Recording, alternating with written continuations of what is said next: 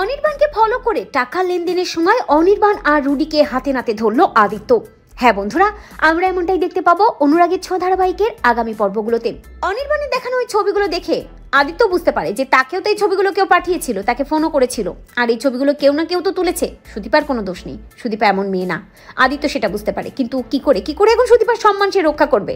সবাই তো সুদীপার দিকে দোষের আঙুল তুলবে, নোংরা কথা বলবে। গায়ত্রী চৌধুরী রীতিমতো খেপে যায় এবং চিৎকার করে বলে, সুদীপা এবারের বউ হওয়ার যোগ্যই না, আমি আর কোনো দিন ওকে বউ হিসেবে মানবো না। এই বলেই গায়ত্রী চৌধুরী নিজের ঘরে চলে যায়।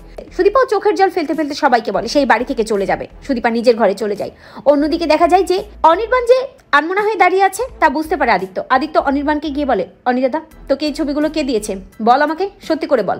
অনির্বাণ কথাগুলো ঘুরিয়ে আদিত্যকে বলে, ভাই ভাই তুই আমার কথা বিশ্বাস কর, আমি যা বলছি তা সত্যি বলছি। তুই ওই মেয়েটাকে ডিভোর্স দিয়ে দে, ওই মেয়েটাকে তুই ছেড়ে দে। ওই মেয়েটা তোর জীবনটা শেষ করে ফেলবে, তুই আর ওই মেয়েটার সাথে নিজের জীবন কাটাস না। ও একটা বাজে মেয়ে, ও একটা বাজে মেয়ে। এই বলেই অনির্বাণ ওখান থেকে চলে যায়।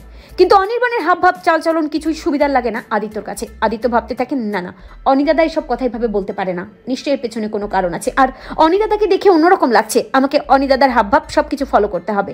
এরপরে দেখা যায় আদিত্য বাড়িতেই থাকে। সুদীপাও খুব চোখের জল ফেলে কাঁদতে থাকে এবং সুদীপা আদিত্যকে বলে, মিস্টার চৌধুরী আমি আপনার জীবন থেকে বহু দূরে চলে যাব, বহু দূরে, কারণ আমি আপনার যোগ্য নই। সবাই যে দোষের আঙুল তুলছে আমার দিকে তা আমি প্রমাণ করতে পারছি না। আমি জানি না ওই ছবিগুলো কে তুলেছে, কেন তুলেছে, আমার রিতম স্যারের সাথে কোনো সম্পর্ক নেই, কিন্তু কি করে আমি সেটা প্রমাণ করব?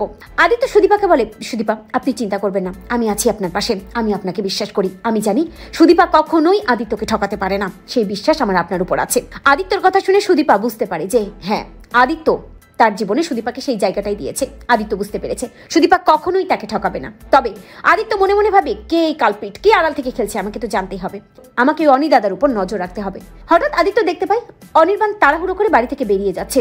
অনির্বাণ এভাবে এত রাতে বের হচ্ছে দেখে চমকে যায় আদিত্য। আদিত্য অনির্বাণের পিছু নিয়ে বেরিয়ে যায়। রুডি অনির্বাণকে ডাক দেয় এবং যেহেতু অনির্বাণ রুডির কথা মতো কাজগুলো করে দিয়েছে, তাই একটা মোটা অঙ্কের টাকা নিয়ে রুডি দাঁড়িয়ে থাকে অনির্বাণকে দেওয়ার জন্য। এবং চৌধুরী বাড়ির বাইরে গাড়ি থেকে নামে রুডি, একটা ব্রিফকেস ভর্তি টাকা নিয়ে অনির্বাণকে দিয়ে বলে, এই নাও অনির্বাণ, তুমি আমার কথা মতো কাজ করেছো, এবার তুমি যা বলবে আমি তাই করব, যত টাকা চাইবে আমি সব টাকা তোমাকে দেবো। অনির্বাণ হাত জোর করে বলতে থাকে, স্যার আমার টাকা চাই না, প্লিজ প্লিজ আপনি আমাকে রেহাই দিন, আমাকে মুক্তি দিন। আমি আর এসব কিছু, আমি আর পারছি না এই মিথ্যা কথা বলতে। আমার ভাইয়ের জীবন, সুদীপার জীবনটা আমি নষ্ট করতে পারছি না।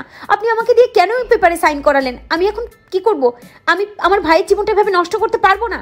ঠিক তখনই সেখানে আদিত্য এসে দাঁড়ায় এবং আদিত্য দেখতে পায় যে আকুতি মিনতি করছে অনির্বাণ, আর ওই রুডি অনির্বাণকে মোটা অঙ্কের টাকা দিয়ে ব্ল্যাকমেল করছে।